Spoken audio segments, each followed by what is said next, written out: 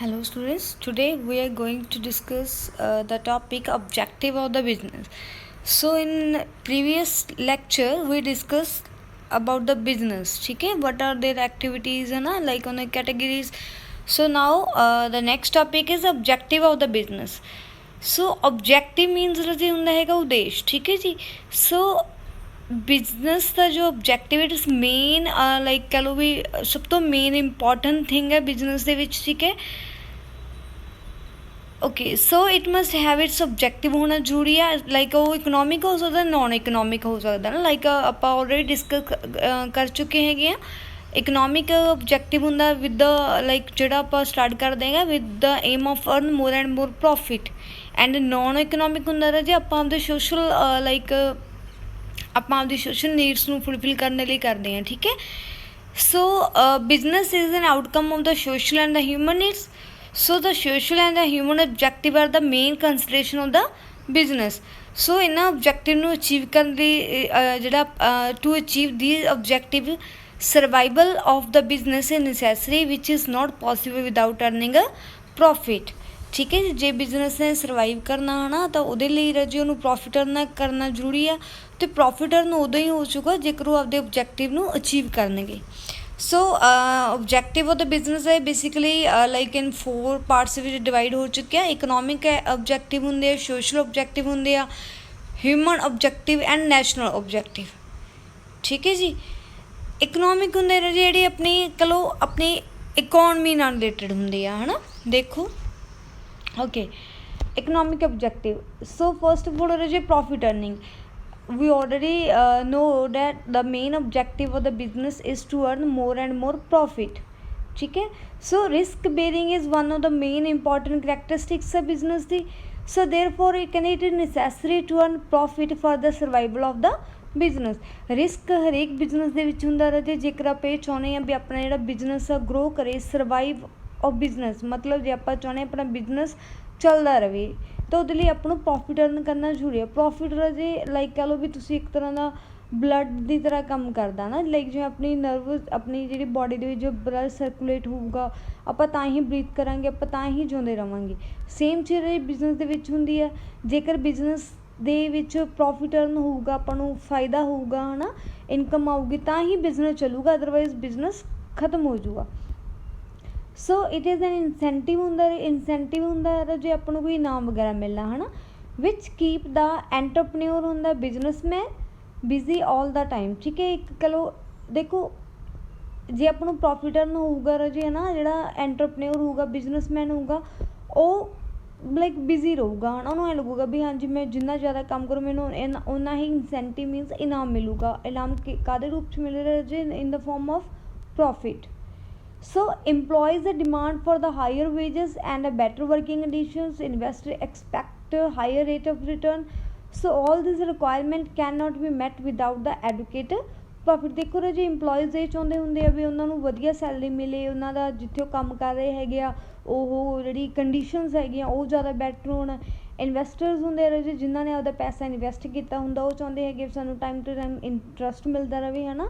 ਸੋ ਉਹ ਸਾਰਾ ਕੁਛ ਤਾਂ ਹੀ ਪੋਸੀਬਲ ਹੋ ਸਕਦਾ ਇਫ ਬਿਜ਼ਨਸ ਅਰਨ ਪ੍ਰੋਫਿਟ, ਠੀਕ ਹੈ ਜੀ. So the profit are not only necessary for the ਇਕੱਲੇ ਸਰਵਾਈਵਲ ਲਈ ਹੀ ਜ਼ਰੂਰੀ ਨਹੀਂ ਹੈਗੇ, ਬਟ ਰਾਜੇ ਜੇਕਰ ਆਪਾਂ ਆਪਣੇ ਬਿਜ਼ਨਸ ਨੂੰ ਐਕਸਪੈਂਡ ਕਰਨਾ, ਹੈ ਨਾ, ਉਹਨੂੰ ਗਰੋ ਕਰਨਾ ਉਹਨੂੰ, ਠੀਕ ਹੈ, ਤਾਂ ਉਹਦੇ ਲਈ ਪ੍ਰੋਫਿਟ ਅਰਨ ਕਰਨਾ ਬਹੁਤ ਜ਼ਰੂਰੀ ਆ. ਸੋ ਅੱਜ ਕੱਲ੍ਹ ਜੇ ਆਪਾਂ ਕਹਿ ਸਕਦੇ ਹਾਂ ਬਿਜ਼ਨਸ ਦਾ ਮੇਨ ਸਭ ਤੋਂ ਮੋਸਟ ਇੰਪੋਰਟੈਂਟ ਜਿਹੜਾ ਪ੍ਰਾਇਓਰਟੀ ਹੈਗੀ ਹੈ ਰਾਜੇ ਡੈਟ ਆਬਜੈਕਟਿਵ ਕੀ ਹੈ?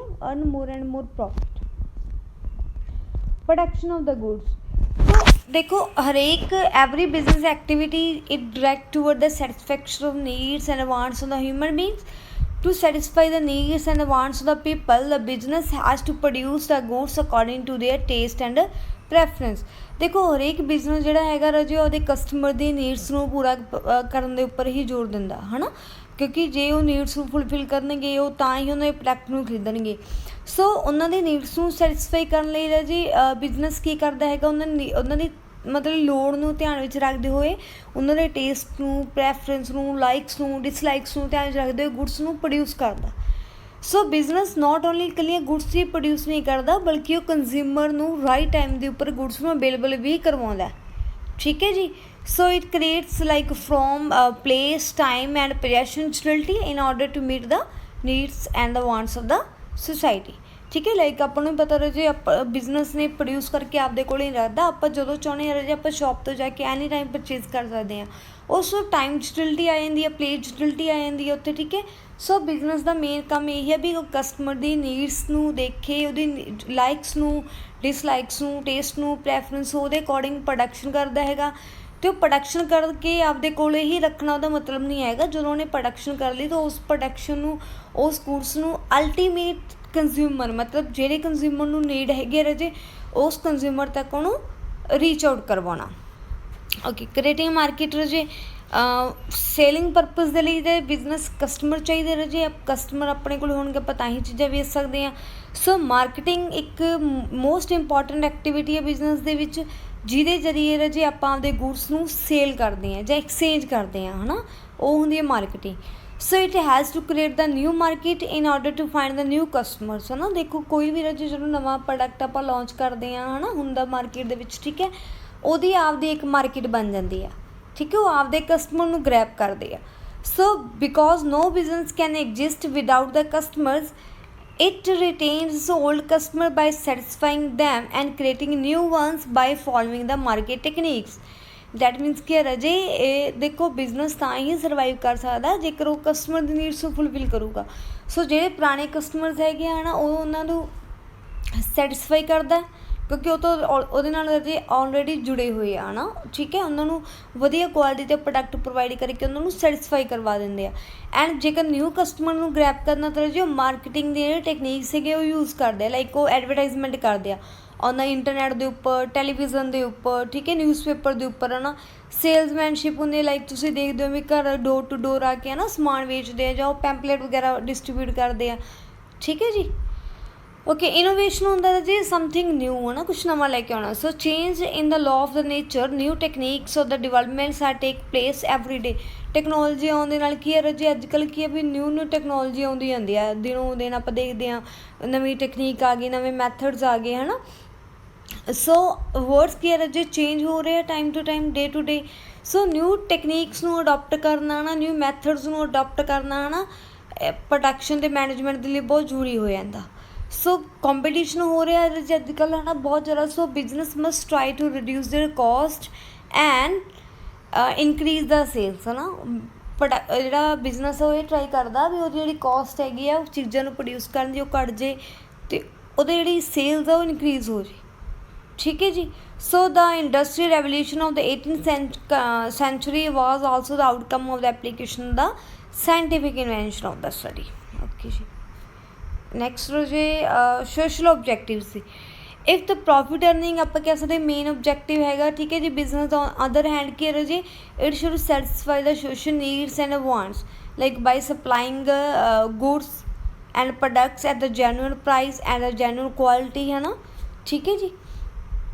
सो फर्स्ट है कि जी availability of the goods, that means क्या है जी business should make necessary goods and service available to the consumers to satisfy their different needs and wants at appropriate time. So this objective is so important that the government is also coordinating with the business for providing the necessary goods like flour etcetera to the people through its public distribution system. That means कि रजे business ਲਈ ਕਹਿੰਦੇ ਜ਼ਰੂਰੀ ਇਹ ਹੋ ਜਾਂਦਾ ਵੀ ਉਹਨੇ goods and service ਨੂੰ ਕਸਟਮਰ ਤੱਕ ਪਹੁੰਚਾਉਣਾ ਤਾਂ ਕਿ ਉਹਦੀ ਨੀਡਸ ਨੂੰ ਸਹੀ ਟਾਈਮ 'ਤੇ ਪੂਰਾ ਕਰ ਸਕਣ।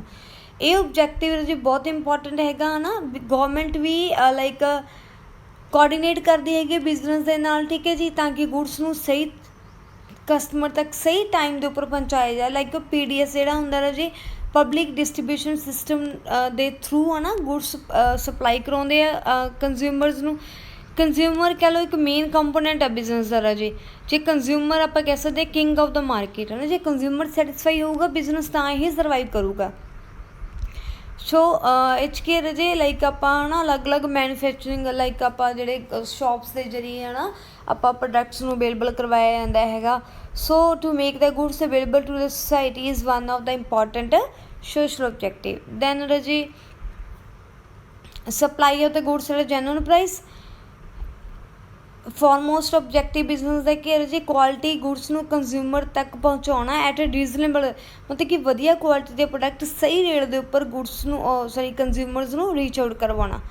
It should take care of the consumers like taste, ਉਹਦੇ ਫੈਸ਼ਨਸ ਹੈ ਨਾ, ਤਾਂ ਕਿ ਉਹਦੀ ਨੀਡਸ ਨੂੰ ਜੀ ਫੁਲਫਿਲ ਕਰ ਸਕਣ। It is against the ethics of the business to supply like adulterated ਹੈ ਨਾ ਸਬਸਟੈਂਡਰਡ, ਮਤਲਬ ਕਿ ਕਹਿ ਲਓ ਸੁਸਾਇਟੀ ਦੇ ਜਿਹੜੇ ਆਪਣੇ ਐਥਿਕਸ ਬਣੇ ਹੋਏ ਬਿਜ਼ਨਸ ਦੇ, ਐਥਿਕਸ ਮਤਲਬ ਉਹਦੇ ਰੂਲਸ ਹੈ ਨਾ, ਇਹ ਪ੍ਰਿੰਸੀਪਲਸ ਦੇ ਖਿਲਾਫ ਆ ਜੇ ਜੇਕਰ ਆਪਾਂ ਉਹਨਾਂ ਨੂੰ ਘਟੀਆ ਕੁਆਲਿਟੀ ਦੇ ਪ੍ਰੋਡਕਟ, ਹਾਰਮਫੁਲ ਹੈ ਨਾ, ਲਾਈਕ ਜਿਹੜੇ ਐਕਸਪਾਇਰ ਪ੍ਰੋਡਕਟ ਹੁੰਦੇ ਆ ਹੈ ਨਾ, ਉਹ ਆਪਾਂ ਉਹਨਾਂ ਨੂੰ ਸਪਲਾਈ ਕਰਵਾਉਣੇ ਆ। ਸੋ ਬਿਜ਼ਨਸ ਦੀ ਰਿਸਪੋਂਸੀਬਿਲਿਟੀ ਹੈਗੀ ਵੀ of the increase particularly in the situation of the scarcity of the goods। So one thing must ਆਪਦੇ ਮਾਈਂਡ ਦੇ ਵਿੱਚ ਉਹਨਾਂ ਨੇ ਇੱਕ ਚੀਜ਼ ਰੱਖਣੀ ਚਾਹੀਦੀ ਹੈ ਵੀ ਓਬਜੈਕਟਿਵ ਜਿਹੜਾ ਬਿਜ਼ਨਸ ਦਾ ਹੈਗਾ ਉਹ ਹੈਗਾ ਅਰਨ ਪ੍ਰੋਫਿਟ, ਠੀਕ ਹੈ। So it is the responsibility of the business to provide quality goods to the consumer at reasonable price. Okay ਜੀ, ਦੈਨ ਹੈਗਾ ਜੀ creating employment opportunities. Another important objective of the business is to provide employment opportunities to the people। employment opportunity means that jobs provide करवानी है। So the business has inherent quality to the employment creation in itself। It not only provide livelihood to its owners but to many other persons also who are engaged the process of the business. ਜੀ ਕਹਿੰਦੇ business ਬਹੁਤ ਸਾਰੇ employment opportunities ਹੈ ਨਾ provide ਕਰਾਉਂਦਾ ਹੈਗਾ, ਠੀਕ ਹੈ ਜੀ। ਇਹ ਆਪਣੀ ਇੰਪਲੋਇਮੈਂਟ ਦੇ ਕ੍ਰੀਏਟ ਕਰਨ 'ਚ ਬਹੁਤ ਹੈਲਪ ਕਰਦਾ, ਮਤਲਬ ਕਿ ਇਹ ਸਿਰਫ ਉਹਨਾਂ ਨੂੰ ਅਤੇ ਇਕੱਲੇ ਓਨਰਸ ਨੂੰ ਹੀ ਲਾਈਵਹੁੱਡ ਮਤਲਬ ਜਿਉਂਦੇ ਰਹਿਣ ਲਈ ਉਹਨਾਂ ਨੂੰ ਇਕੱਲੀ ਮਤਲਬ ਉਹਨਾਂ ਲਈ ਸੈਲਰੀ ਨਹੀਂ ਉਹ ਪੈਦਾ ਕਰ ਰਿਹਾ ਰਜੇ ਹੈ ਨਾ, ਬਟ ਉਹ ਬਹੁਤ ਸਾਰੇ ਪਰਸਨਸ ਨੂੰ ਹੋਰ ਵੀ ਜਿਹੜੇ ਇਸ ਪ੍ਰੋਸੈਸ ਦੇ ਵਿੱਚ ਇਨਕਲੂਡ ਲਾਈਕ ਵਰਕਰ ਵਗੈਰਾ ਹੁੰਦੇ ਆ, ਇੰਪਲੋਈਜ਼ ਹੁੰਦੇ ਆ ਨਾ, ਉਹਨਾਂ ਲਈ ਵੀ ਇੱਕ ਰੁਜ਼ਗਾਰ ਦਾ ਸਾਧਨ ਹੁਣ ਪੈਦਾ ਕਰਦਾ, ਲਾਈਕ ਇੰਡਸਟਰੀ, ਟ੍ਰੇਡ, ਟਰਾਂਸਪੋਰਟ ਦੇ ਵਿੱਚ ਕੋਈ ਬੈਂਕਿੰਗ ਦੇ ਵਿੱਚ, ਇੰਸ਼ੋਰੈਂਸ, ਕਿੰਨੇ ਸਾਰੇ ਰਜੇ ਜਿਹੜੇ ਸੈਕਟਰਸ ਆ ਉਹ ਇੱਕ ਬਿਜ਼ਨਸ ਨਾਲ ਜੁੜੇ ਹੋਏ ਆ, ਠੀਕ ਹੈ। ਕੋਆਪਰੇਸ਼ਨ ਵਿਦ ਦ ਗੌਰਮੈਂਟ ਰਜੇ, ਠੀਕ ਹੈ। the business plays a vital role in the development of the country। so government regulate करते रहे business activities ਨੂੰ in the best interest of the society through its fiscal policies। government ਰਜੇ business ਦੀ activities ਨੂੰ regulate ਕਰਦੀ ਰਹਿੰਦੀ ਆ ਤਾਂ ਕਿ ਉਹ ਸੁਸਾਇਟੀ ਨੂੰ ਲਾਈਕ ਕੰਜ਼ਿਊਮਰਸ ਨੂੰ ਪ੍ਰੋਟੈਕਟ ਕਰ ਸਕੇ ਹੈ ਨਾ। ਸੋ ਇਹ ਬਿਜ਼ਨਸ ਦੀ ਰਿਸਪੋਂਸਿਬਿਲਿਟੀ ਹੈ ਜੋ ਕੋਆਪਰੇਟ ਕਰੇ ਗੌਰਮੈਂਟ ਨਾਲ, ਲਾਈਕ ਉਹਨਾਂ taxation of the law of the country, ਠੀਕ ਹੈ। The responsibility of the business increase as it begins given more freedom under the policy of the privatization of the business। Responsibility of business ਹੁਣ ਵੀ ਬਹੁਤ ਜ਼ਿਆਦਾ ਵੱਧ ਗਈ ਕਿਉਂਕਿ ਰਜੇ ਨੂੰ freedom ਹੋ ਚੁੱਕੀ ਹੁਣ, ਕਿਉਂਕਿ ਉਹ ਬਿਜ਼ਨਸ ਜ਼ਿਆਦਾਤਰ ਬਿਜ਼ਨਸ ਕੀ ਰਜੇ ਪ੍ਰਾਈਵੇਟ ਹੈ, ਸੋ ਆਪਣੇ ਹਿਸਾਬ ਨਾਲ ਕੰਮ ਕਰਦੇ ਆ। So it should not indulge in the corrupt practice, like ਇਹਦਾ ਮਤਲਬ ਇਹ ਨਹੀਂ ਹੈਗਾ ਬਿਜ਼ਨਸ ਜਿਹੜਾ ਹੈਗਾ ਕਰਪਟ ਕੰਮ ਕਰਨ ਲੱਗ ਪਏ, ਗਲਤ ਕੰਮ ਕਰਨ ਲੱਗ ਪਏ ਹੈ ਨਾ, ਠੀਕ ਹੈ। So every business is under obligation to extend full cooperation in the government in the interest of the society। so ਹਰੇਕ ਬਿਜ਼ਨਸ ਨੂੰ ਗੌਰਮੈਂਟ ਨਾਲ ਕੋਆਪਰੇਟ ਕਰਨਾ ਚਾਹੀਦਾ ਤਾਂ ਕਿ ਸੁਸਾਇਟੀ ਦੀ ਭਲਾਈ ਦੇ ਲਈ, ਠੀਕ ਹੈ। Proper utilisation of, as we all know ਰਜੇ ਕਿ ਜਿਹੜੇ ਰਿਸੋਰਸਿਸ ਹੈਗੇ ਆਪਣੇ ਕੋਲ ਬਹੁਤ ਲਿਮਿਟਡ ਹੁੰਦੇ ਆ ਹੈ ਨਾ, ਨੈਚੁਰਲ ਰਿਸੋਰਸਿਸ ਬਹੁਤ ਘੱਟ ਹੈਗੇ ਆ। ਸੋ ਇਹਦੇ 'ਚ ਕੀ ਹੈ ਵੀ ਜਿਹੜੇ ਬਿਜ਼ਨਸ ਨੂੰ ਕੀ ਚਾਹੀਦਾ ਵੀ ਜਿਹੜੇ ਸਕੇਅਰ ਰਿਸੋਰਸਿਸ ਆ, ਜਿਹੜੇ ਘੱਟ ਰਿਸੋਰਸਿਸ ਆ, ਉਹਨਾਂ ਦਾ ਪ੍ਰੋਪਰ ਯੂਟੀਲਾਈਜੇਸ਼ਨ ਕਰਨਾ, ਪੂਰੇ ਧਿਆਨ ਨਾਲ ਉਹਨਾਂ ਨੂੰ ਵਰਤੋਂ ਕਰਨੀ ਉਹਨਾਂ ਦੀ। ਤਾਂ country like India is having limited resources ਜੀ, ਦੀਜ਼ ਆਰ ਰਨਿੰਗ ਡਾਊਨ, ਜਿਹੜੇ ਦਿਨੋਂ ਦਿਨ ਘਟਦੇ ਹੀ ਜਾ ਰਹੇ ਆ। So it is scarce duty of the business to make an efficient use of the national resources। it should use the latest technology to check the wastage, ठीक है। so the business should make use of the new techniques and methods for the proper utilization of the natural resources। okay, third है जी human objective, ठीक है जी। देखो business ਦੀ ਜਿਹੜੀ success है जी mainly depend upon the innovation of the workers, corporations of consumers and financial support of the investors। ਮਤਲਬ ਕਿ ਜਿਹੜਾ ਬਿਜ਼ਨਸ ਹੈਗਾ ਹੈ ਨਾ ਉਹ ਆਪਣੇ ਕੋਲ ਵਰਕਰਸ ਜੇ ਹੋਣਗੇ ਤਾਂ ਚੱਲੂਗਾ, ਜੇ ਆਪਣੇ ਕੰਜ਼ਿਊਮਰ ਕੋਆਪਰੇਟ ਕਰਨਗੇ ਤਾਂ ਚੱਲੂਗਾ, ਐਂਡ ਜੇਕਰ ਇਨਵੈਸਟਰਸ ਆਪਣੇ ਫੰਡ ਲਗਾਉਣਗੇ, ਪੈਸਾ ਦੇਣਗੇ ਆਪਾਂ ਨੂੰ, ਠੀਕ ਹੈ ਜੀ। ਕਿਹੜੇ ਕਿਹੜੇ ਓਬਜੈਕਟਿਵ ਹੈ ਦੇਖੋ। ਵੈਲਫੇਅਰ ਆਫ ਦ ਵਰਕਰਸ, ਦੇਖੋ ਰਾਜੇ, ਵਰਕਰਸ ਆਰ ਦਾ, ਕਹ ਲਓ, main part of the organization. They are not just employees of the business, but they put all efforts in the business, ठीक है, to create more and more profit. Like business ਦੇ ਵਿੱਚ ਰਾਜੇ workers ਬਹੁਤ ਜ਼ਿਆਦਾ ਕੰਮ ਕਰਦੇ ਤਾਂ ਕਿ ਉਹ ਜ਼ਿਆਦਾ ਤੋਂ ਜ਼ਿਆਦਾ ਪ੍ਰੋਫਿਟ ਅਰਨ ਕਰ ਸਕਣ. therefore the business should pay attention toward the welfare of the workers. they should not consider any like ਜੇਕਰ ਜੇ ਹੁਣ ਇੰਪਲੋਈਜ਼ ਨੂੰ ਮਸ਼ੀਨਸ ਨਹੀਂ ਸਮਝਣਾ ਚਾਹੀਦਾ ਨਾ ਬਿਜ਼ਨਸ ਨੂੰ. ਜੋ ਕੰਮ ਕਰ ਰਹੇ ਜੇ ਉਹਨਾਂ ਨੂੰ ਆਪਾਂ ਸੈਲਰੀਜ਼ ਵਗੈਰਾ ਦੇ ਰਹੇ ਹਾਂ, ਵੇਜਸ ਦੇ ਰਹੇ ਹਾਂ, ਅਤੇ ਉਹ ਵੇਜਸ ਮਤਲਬ ਉਹਨਾਂ ਦੇ ਕੰਮ ਦੇ ਅਕੋਰਡਿੰਗ ਹੋਣੀਆਂ ਚਾਹੀਦੀਆਂ ਹੈ ਨਾ. ਲਾਈਕ ਉਹਨਾਂ ਨੂੰ ਬਹੁਤ ਸਾਰੀਆਂ ਐਡੀਸ਼ਨਲ ਫੈਸਿਲਿਟੀਜ਼ ਵੀ ਆਪਾਂ ਨੂੰ ਪ੍ਰੋਵਾਈਡ ਕਰਵਾਉਣੀਆਂ ਚਾਹੀਦੀਆਂ. ਲਾਈਕ ਉਹਨਾਂ ਨੂੰ ਇੰਟਰਟੇਨਮੈਂਟ ਦੀ ਫੈਸਿਲਿਟੀ ਹੋ ਗਈ, ਹੈਲਥ ਦੀ ਹੋ ਗਈ ਹੈ ਨਾ. ਉਹਨਾਂ ਨੂੰ ਫ੍ਰੀ ਬੋਨਸ ਵਗੈਰਾ ਦਿੱਤੇ ਜਾਣ, ਠੀਕ ਹੈ ਜੀ, ਉਹਨਾਂ ਨੂੰ ਇੰਕਰੀਮੈਂਟ ਕੀਤਾ ਜਾਵੇ ਹੈ ਨਾ. ਸੋ ਵਰਕਰਸ ਨੂੰ ਐਸੇ ਇੱਕ ਪਾਰਟ ਆਫ ਦਾ ਬਿਜ਼ਨਸ ਸਮਝਿਆ ਜਾਣਾ ਚਾਹੀਦਾ, ਨਾ ਕਿ ਰਜੇ ਉਹਨਾਂ ਨੂੰ ਆਪਾਂ ਇਹ ਕਹਿ ਲਈਏ ਵੀ ਉਹ ਇੱਕ ਸਿਰਫ ਕੀ ਹੈ ਰਜੇ ਵੀ ਲੇਬਰ ਆ ਹੈ ਨਾ, ਜਿੱਥੋਂ ਆਪਾਂ ਕੰਮ ਲੈਣਾ ਹੈ, ਠੀਕ ਹੈ. ਜੇਕਰ ਆਪਣਾ ਰਜੇ ਇੰਪਲੋਈਜ਼ ਸੈਟਿਸਫਾਈ ਹੋਣਗੇ ਤਾਂ ਹੀ ਆਪਣੀ ਬਿਜ਼ਨਸ ਆ ਜਿਹੜਾ ਉਹ ਅੱਗੇ ਕਰੂਗਾ, ਅਤੇ ਇੰਪਲੋਈਜ਼ ਸੈਟਿਸਫਾਈ ਹੋਣਗੇ ਤਾਂ ਹੀ ਉਹ ਵਧੀਆ ਕੰਮ ਕਰਨਗੇ. Consumer satisfaction. Consumers are the source of the growth and the expansion of the business, so they should be provided the quality goods at the reasonable price, ठीक है जी. the special attention should be paid to the taste and the likes of the consumer. consumer देखो already discuss कर चुके, consumer market ਦਾ king ਹੁੰਦਾ, ਠੀਕ ਹੈ ਜੀ. Consumer ਨੂੰ ਆਪਾਂ ਜੇਕਰ ਸੈਟਿਸਫਾਈ ਕਰਾਂਗੇ, ਉਹਨੂੰ ਵਧੀਆ ਕੁਆਲਿਟੀ ਦੇ ਪ੍ਰੋਡਕਟ ਪ੍ਰੋਵਾਈਡ ਕਰਾਂਗੇ, ਐਟ ਰੀਜ਼ਨੇਬਲ ਪ੍ਰਾਈਸ ਦੇ ਉੱਪਰ ਪ੍ਰੋਵਾਈਡ ਕਰਾਂਗੇ, ਤਾਂ ਕੰਜ਼ਿਊਮਰ ਸੈਟਿਸਫਾਈ ਹੋਊਗਾ, ਠੀਕ ਹੈ.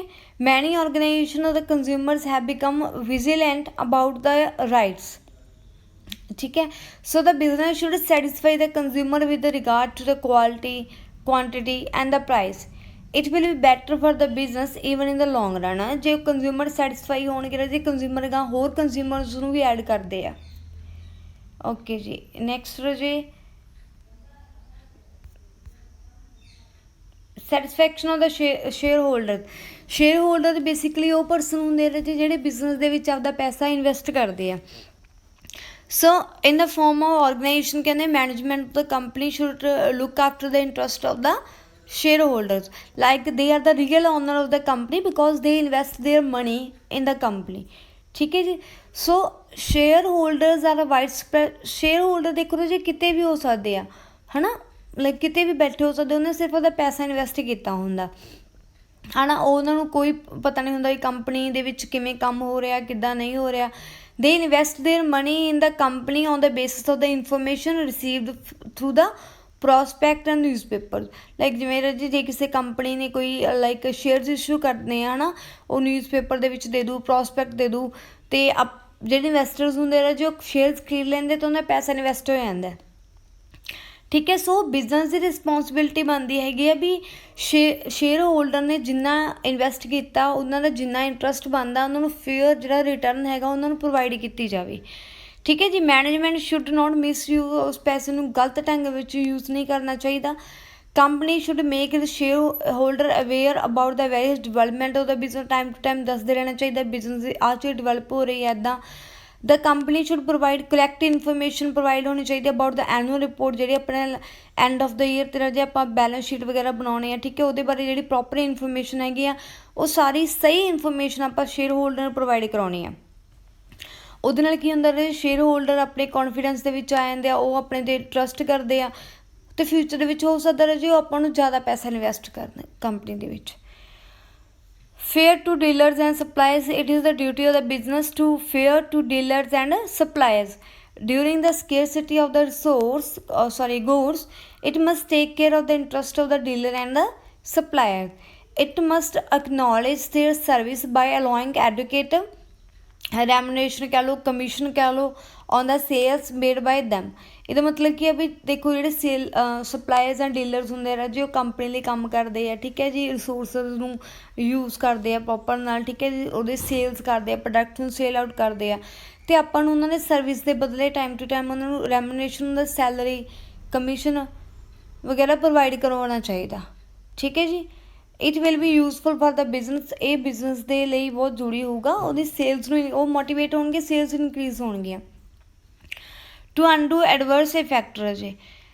The unplanned development of the industry has led to the pollution of the air and water, which is posing a serious threat to the health of the human beings. ठीक है, the government alone cannot tackle these problems, so the business should voluntarily come forward and cooperate with the government in solving these.